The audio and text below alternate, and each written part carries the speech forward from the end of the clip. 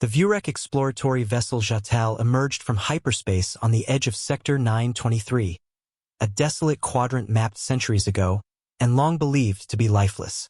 For millennia, the Vurek Empire had roamed the stars, conquering primitive worlds, cataloging life, and enforcing their vision of order upon the galaxy. What they hadn't expected, what they couldn't possibly imagine, was to find a human colony here. Commander Vrak's scans show artificial structures on the planet below, carbon steel composites, power grids, and biological life forms. Bipedal, mammalian. The Vurek officer narrowed his narrow, segmented eyes. Coordinates. Planet Theta 3. Fourth orbit around a yellow star. The architecture matches human design. Impossible, Vrax hissed. The Terran War ended 200 cycles ago. Humanity was driven back to their homeworld. They haven't ventured beyond their solar system since. But facts didn't bend to history. The scans were clear. Some humans, had built an advanced colony here. Not just surviving, thriving. Within hours, the Vurek ship descended into orbit.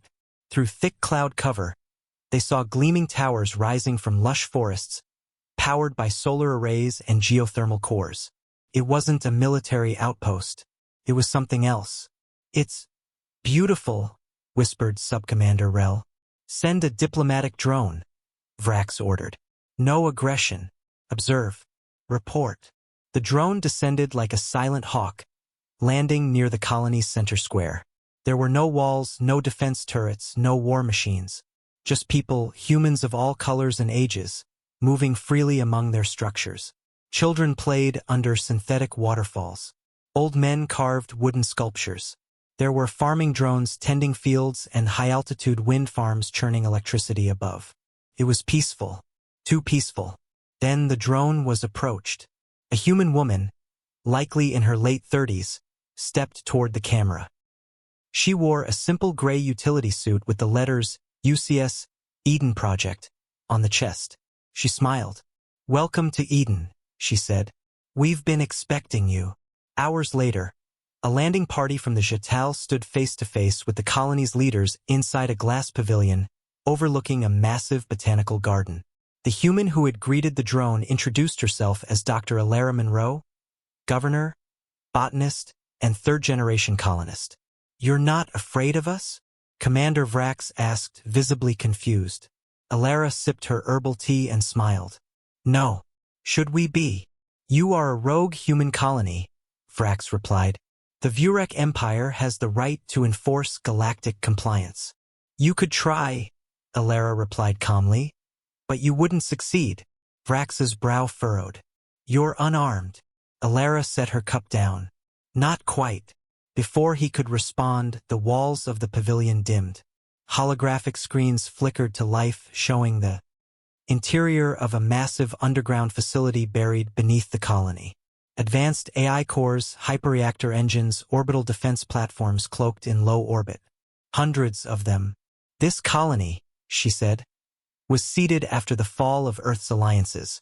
The united colonies of Sol sent sleeper ships to unmarked regions, like this one. Our mission wasn't war. It was survival. And yet you're prepared for war, Rel interjected. We're prepared for you, Alara corrected. For the first time in Vrax's career, he felt fear creep in. These defenses, he said slowly, they rival even our planetary fleets. They were designed by those who remember Earth's last war, Alara said. And we have not forgotten what the galaxy tried to do to us. Silence. Then Alara leaned forward. But you know what surprises me most, Commander? He blinked. What? That you expected us to be like before, fragile, emotional, lost. But humans adapt. Pain refines us. We came out here to live in peace, to grow, to understand the universe. But we never stopped preparing. Vrax straightened. The Empire will not allow this colony to remain outside its jurisdiction. You misunderstand, Alara said, rising. We're not asking permission. We've been watching you as long as you've been watching us. If your Empire tries to strike, Eden will not stand alone. We've made contact with other lost colonies. We've unified. The SolNet is active. You're not just dealing with a forgotten remnant. You're dealing with humanity reborn. Back aboard the Jetel, Vrax held a private transmission with the Imperial High Council. They've rebuilt, he reported, in secret, and they've evolved far beyond our models. Do they pose a threat? The Grand Minister asked. Vrax hesitated. Only if we provoke them. And what do you advise? Vrax stared at the image of the planet on the screen. Eden glowed with a calm, quiet power, not a world of conquest, but a sanctuary carved by will, pain, and unshakable hope. I advise, we leave them be. As the Vurek vessel retreated into deep space, Alara stood on the observation deck of Eden's orbital station, watching them vanish into the stars. Behind her, a technician spoke. Should we activate the defense grid? No, she said. Let them think they chose to walk away. A pause. And if they return with fire? Alara looked out toward the black expanse of stars.